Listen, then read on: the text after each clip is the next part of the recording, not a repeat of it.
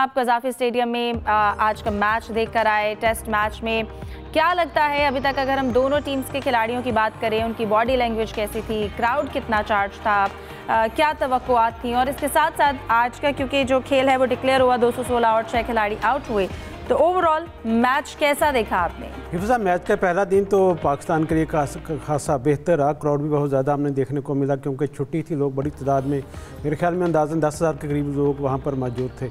और पाकिस्तान को, क्योंकि आपको पता है कि बाबर आज़म बहुत ज़्यादा फ़ैन फॉलोइंग है, उनकी वजह से भी बहुत ज़्यादा लोग वहाँ पर मैच देखने के लिए आए हुए थे। तो मेरे ख्याल में ओवरऑल जो मजमूई तौर पर अगर देखा जाए तो पहला दिन पाकिस्तान के नाम रहा, जबकि आज जो थोड़ा सनसनी का आगाज़ हुआ और 313 रन पर पाकिस्तान ने दूसरे खेल का दिन का आगाज़ किया। तो उसके बाद अब यकीनी तौर पर एक ऐसा मसला आया कि जब 362 रन पर हमारे एक के बाद दिगरे विकेटें गिरना शुरू हुई और फिर 16 रन के मजमूई स्कोर के अंदर 5 खिलाड़ी हमारे आउट हो गए। पूरी जो टीम थी वो 378 रन बनाकर टूर्नामेंट लौट गई। मुतसामी ने 6 खिलाड़ियों को आउट किया। ओवरऑल अगर देखा जाए तो पाकिस्तान को दो सेंचुरियाँ बनानी चाहिए थी, जिसमें इमामुल हक 93 रन बनाकर आउट हुए, और उसके बाद जिस तरह सलमान अली आगा की इनिंग जारी थी वो भी 93 रन भी बना सके। रिजवान का अच्छा था कि उन्होंने 75 रन की इनिंग खेली। और मजमूई तौर पर देखा जाए तो पाकिस्तान का कम्बिनेशन थोड़ा बेहतर भी दिखाई दिया, लेकिन एक चीज़ हमें देखने को मिलेगी कि आज इस विकेट पर पाकिस्तान को यकीनी तौर पर एहसास हुआ होगा कि हमें तीसरे स्पिनर आसिफ अफरीदी के साथ ज़रूर जाना चाहिए था, क्योंकि जब दूसरी इनिंग्स साउथ अफ्रीका ने अपनी इनिंग का आगाज़ किया तो इब्तिदा में तो थोड़ा मुश्किलात का सामना करना पड़ा। शहनशाह अफरीदी भी ज़्यादा कारगर साबित नहीं, लेकिन जिस तरह फिर हस्ब तवक्को नुमान अली ने अपना जादू जगाया और उन्होंने आज जब खेल ख़त्म हुआ तो उन्होंने 4 खिलाड़ी को आउट किया था। एक विकेट साजिद खान ने ली, एक विकेट जो थी वो सलमान अली आगा के हिस्से में आई। जबकि अगर हम पेसर की अपनी बात करें तो उसमें शहनशाह अफरीदी ने 5 ओवर करवाए, हसन अली ने 4 ओवर करवाए, और यहाँ लग रहा था कि पाकिस्तान को तीसरे स्पिनर के साथ मैदान में जाना चाहिए था। हो सकता है कि कप्तान को जो पिच उसको रीड करने में थोड़ा मुश्किल का सामना हो, लेकिन अभी तक जो आखिरी सेक्शन था इसमें पाकिस्तान ने थोड़ा कम बैक किया। दरमियान में जो लंच और टी के दरमियान वक्फा था उसमें साउथ अफ्रीका के बल्लेबाजों ने खासा बेहतर खेल पेश किया। टेस्ट मैच में चूँकि आपको बहुत क्लोजिंग फिल्टर जो कर रहे होते उनको मौके भी मिलते हैं कैच करने के, और जिस तरह साउथ अफ्रीका ने भी कुछ कैचें ड्रॉप की है, पाकिस्तान की जानिब से एक दो कैच हमें देखने को मिले कि अब हम उसको संभाल नहीं पाए।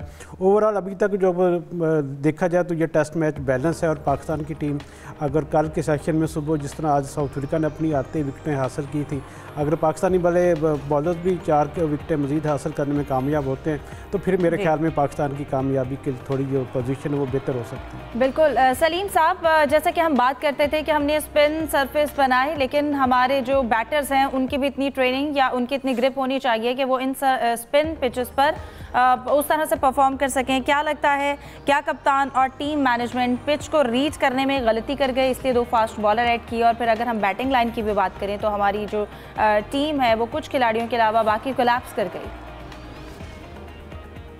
नहीं, देखिए ये तो पहले से ही तय था कि पिच ऐसी होगी, स्पिन पिच होगी तो रीड करने का ज़ाहिरन को पता ही होगा, तो उस तरह से खेले। देखिए लेकिन कुछ प्लेयर जैसे हमारे आउट हुए, अब्दुल्ला शफीक के अगर हम स्टैट्स देखें, थ्रू आउट स्ट्रगल करते चले आ रहे हैं। एक सेंचुरी के अलावा उनकी बहुत सारी ऐसी इनिंग्स है जिसमें वो फ्लॉप हुए हैं।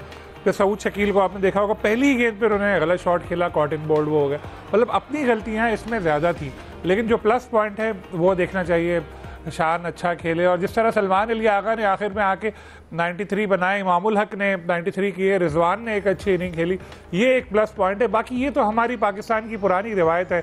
आप कहीं देखते होंगे शॉपिंग मॉल में या कहीं दुकान पे सेल लगी होती है, बाय 1 गेट 1 फ्री। हम लोग सेल लगाते हैं बाय 1 गेट 2 फ्री, कभी कभी गेट 3 फ्री भी कर देते हैं। एक विकेट जाती है, 2-3 और देते हैं कि ले जाओ यार ऐश करो, उसके बाद फिर पार्टनरशिप बनती है और फिर रन बन जाते हैं। स्कोर पाकिस्तान का अब भी मैं कहता हूँ कि अच्छा है, लेकिन जैसे हमने देखा 93 पे पहुँचे थे सलमान, तो हसन अली भी ठीक ठाक बैटिंग करते हैं, थोड़ा सा उनके ऊपर ट्रस्ट करना चाहिए था, लेकिन उन्होंने बिल्कुल ट्रस्ट नहीं किया और उठा के बाउंड्री पे कैच देकर आ गए। उनको लग रहा था शायद ये आउट ना हो जाए। फिर इसी तरह जिस तरह हमने बाकी भी प्लेयर्स को देखा, जब सेट होने के बाद विकेट्स गंवाई। जहाँ तक बाबर की बात है तो बाबर को इस इनिंग में 1-2 चांसेस भी मिले। बाबर से उनके फैंस हर इनिंग में ये तवक्को करते हैं कि वो सेंचुरी करेंगे या बड़ा स्कोर करेंगे, लेकिन बदकिस्मती से उनका एतमाद ऐसा नज़र आ नहीं रहा। कुछ शॉट्स अच्छे होते हैं लेकिन वो बड़ी इनिंग खेल नहीं पा रहे। मैं देख रहा था टेलीविज़न पे कल मैच और मुझे बड़ी हैरत भी हुई जिस तरह से लोग शान मसूद के आउट होने पर खुश हो रहे थे। ऐसा लग रहा था जैसे साउथ अफ्रीका का कप्तान आउट हुआ है, ऐसे खुश हो रहे थे जब वो रिव्यू पर आया और ये हुआ। मतलब बाबर की फ़ैन फॉलोइंग ये है, थोड़ा सा ये हम लोग पाकिस्तानियों का ये इशू है कि हम लोग ज़रा शख्सियत परस्ती में ज़्यादा चले जाते हैं। टीम का कम सोचते। खैर बाबर के फ़ैन हैं, उनके लिए आए थे मैच देखने, लेकिन इतने सारे लोग आए थे और उतने ही मायूस हुए। बहुत वक्त हो गया है बाबर को बड़ी इनिंग खेले हुए, उनके ऊपर ड्यू है। खैर अब स्पिनर्स ने अच्छा काम किया है, अभी भी 162 रन पाकिस्तान की लीड है। अगर 100 रन की भी लीड पाकिस्तान ने ले ली, फिर अगर खुदा ना खास्ता फ्लॉप भी हुई, 150 रन भी हमने किए, तो 250 रन करना बिल्कुल। हम कल के दिन के हवाले से उम्मीद करते हैं एक अच्छी स्ट्रेटजी बने। जाहिद साहब, अभी तक जो पाकिस्तानी टीम ने परफॉर्म किया, हम 2 दिन भी टिक कर नहीं खेल सके। उसके साथ साथ जैसे कि सलीम साहब ने भी जिक्र किया बाबर के हवाले से, वो इतने अभी तक देखा जाए तो वो नाकाम चल रहे हैं, लेकिन फिर भी उनकी मकबूलियत जो है वो जिस तरह आसमानों पर है, इस ताज़ाद को कैसे समझा जाए? सर देखें, जैसा कि यूसुफ अंजुम साहब बता रहे थे, जो पहला दिन था कल, वो तो 100% कहना चाहिए कि पाकिस्तानी टीम के नाम था। बहुत अच्छा खेले और इसमें थोड़ा सा उनके गिरे हुए 3 कैचेस भी शामिल हैं जो उसके मेहमान टीम के फील्डर्स ने गिराए थे। और 3 खिलाड़ियों को, हमारे इमामुल हक को, शान को और फिर सलमान आगा को लाइफलाइन मिली थी। लेकिन बहुत अच्छा खेली टीम। 4 प्लेयर हमारे बहुत ही उम्दा खेले, 93 रन के करीब, सेंचुरी बदकिस्मती से नहीं कर सके। आज का दिन कहना चाहिए पेज जो है टर्न भी ले रही है। जब नया गेंद आया था और फिर देखें हसन अली ने जो थोड़ी सी बॉलिंग की है और रिवर्स स्विंग भी हो रही थी, बॉलर्स ने बहुत अच्छी गेंदें की हैं और अभी तक उन्होंने रोका हुआ है ज़्यादा बड़ा स्कोर करने से, सिवाय और रिकल्टन अच्छा खेल गया या जॉर्जी जो अब जो है नॉट आउट है, अच्छा खेल रहे हैं। लेकिन उन्होंने ओवरऑल देखा जाए अब भी 162 रन उनको दरकार हैं। लगता ऐसा है कि 4 ही दिन ये मैच चलेगा, क्योंकि चौथी इनिंग्स खेलना और भी मुश्किल हो जाएगा। पाकिस्तानी स्पिनर्स ने बहुत अच्छी बॉलिंग की और आज 4 विकेट ले गए हैं। लेकिन जैसा आपने बाबर का जिक्र किया, तो बाबर को एक बड़ी इनिंग्स जो है उन पर ड्यू है, क्योंकि जो है ना बाबर की फ़ैन फॉलोइंग बहुत है, इसमें कोई शक नहीं है। जहाँ भी खेलते हैं, जिस शहर में भी खेलते हैं, लोग उनके लिए क्लैपिंग करते हैं। पेशावर में आपने हाल देख लिया होगा जब फ्लड रिलीफ का मैच हुआ था, और यहाँ भी लोगों ने, बल्कि शान पोलाक जो कमेंट्री कर रहे थे, वो बड़े हैरान थे कि शान मसूद इनका कैप्टन है, वो आउट हो गया एक अच्छी इनिंग्स खेलने के बाद 76 रन और ये क्लैपिंग कर रहे हैं। तो रमीज़ ने उनको बताया कि ज़रा देखें कि कौन आ रहा है, तो वो बाबर के लिए क्लैपिंग थी। बाबर का ये होम ग्राउंड है, एक लंबी इनिंग्स बाबर पे ड्यू है, बाबर को खेलनी चाहिए थी। फ़ैन फॉलोइंग करते तो उनकी बहुत सी मिसालें हैं। हार्मर जो उनके स्पिनर हैं, जो बाद में प्रेस कॉन्फ्रेंस में आए तो उन पर सवाल किया गया बाबर का, उन्होंने कहा बाबर का मैंने नाम तो सुना हुआ था, लेकिन मैं बड़ा हैरान हुआ यहाँ पे आके कि उनकी इस हद तक फ़ैन फॉलोइंग है। तो एक अपना बाबर को इतने चाहने वाले लोग हैं कि उनका कैप्टन बाहर जा रहा था और बाबर का इंतज़ार कर रहे थे लोग। तो बाबर को बड़ी इनिंग्स की एक की ज़रूरत है। लेकिन अभी मैच मैं समझता हूँ कि 2 दिन है, लगता है कि मैच का फैसला तो यकीनी तौर पर होगा और जितनी जल्दी विकटें ले सकें, जो इससे पहले भी जिक्र हो चुका है कि सुबह पाकिस्तानी बैटिंग रिजवान के होते ही पाकिस्तान हिम्मत हार गया। और जो उनके मैथ्यू समय हैं, उन्होंने 6 विकटें ली कैरियर में पहली दफ़ा। इससे पहले वो बांग्लादेश के खिलाफ 4 विकटें हाईएस्ट उन्होंने ली थी। स्पिनर्स की पिच ज़्यादा साजगार है स्पिनर्स के लिए। फास्ट बॉलर्स को कम ओवर दिए हैं, लेकिन रन बहुत कम दिए शाहीन ने भी और हसन ने भी। लेकिन लगता है कि साजिद खान जो बीमारी वायरल इन्फेक्शन के बाद टीम में लिया गया, नुमान अली और सलमान आगा जो है ना, एक अच्छा पाकिस्तान को अगर 70-80 रन की लीड भी दिलाने में कामयाब हो जाते हैं तो दूसरी इनिंग्स में बड़े कीमती रन होंगे जितनी भी लीड ले सके। बिल्कुल यूसुफ, हम उम्मीद करते हैं कि जो हम एक लीड है उसको बरकरार रखने में पाकिस्तान टीम कल अपने तीसरे दिन स्ट्रेटजी के साथ मैदान में उतरे। और लेकिन जैसे हम बाबर की बात कर रहे थे, एक तरफ से उन्होंने साबिक कप्तान वर्ल्ड टेस्ट चैंपियनशिप में 3000 रन बनाने वाले वो पहले एशियन भी बन गए हैं। यकीनन ये उनका एजाज़ भी है और किस हद तक उनका ये इनफरादी एजाज़ आपको क्या लगता है टीम के लिए कुछ खुशगवार या कोई किसी तरह से मददगार साबित हो सकता है? देखें वैसे एक बात तो तय है कि बाबर आजम इस वक्त हमारे नंबर 1 बैट्समैन है, गो के इतनी अच्छी फॉर्म में नहीं है।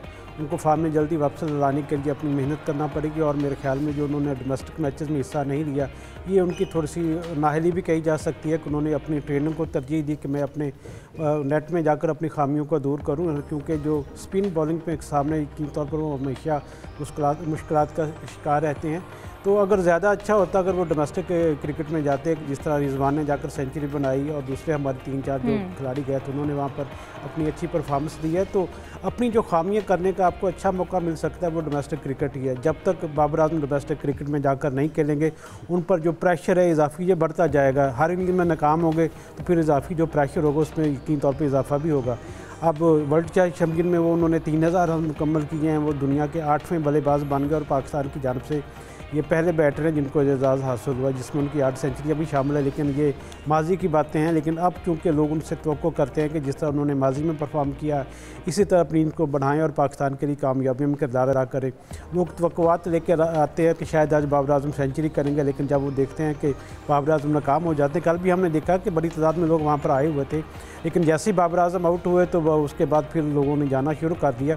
इससे अंदाज़ा लगाया जा सकता है कि बाबर आजम की अब भी मकबूलियत कितनी ज़्यादा है, हालांकि वो इतने आज का रन्स भी नहीं कर रहे।